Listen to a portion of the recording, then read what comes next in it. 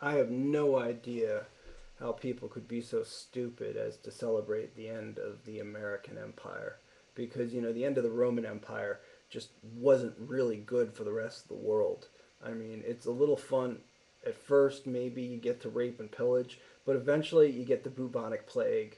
It's good to have civilization, okay? When you're talking about an economy, I used this in my on another post. It's like a face. Here's my face. I'm an adolescent. And I decide to take matters into my own hands, and I get a pin.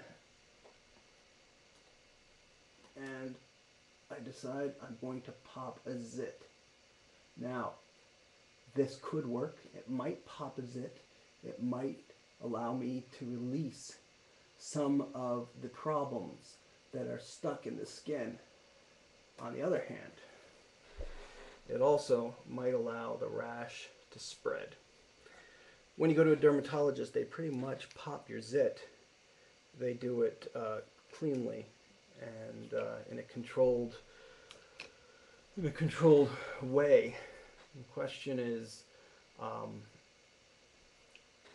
the general procedure is not to touch your skin. In the same way, the general procedure is not to mess with the economy. Right now, we have no choice.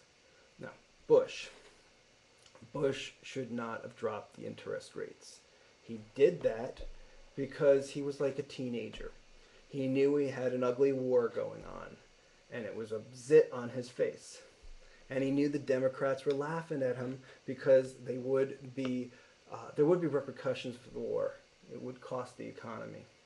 So what he did is he gave the Democrats a gift and dropped the interest rates, which is, by the way, exactly what the Democrats would have done, which is why you don't want to elect the Democrats. On the other hand, popping that zit in an unprudent way, just so you can show up in high school, not a good thing, because the next day, when he popped that zit, well, 4 more zits grew. And then he went to pop those zits, and they grew again. And pretty soon, George W. Bush ended up with a horrible rash. I think that's a pretty good metaphor. On the other hand, the original zit was put in place by Carter because of the CRA Act.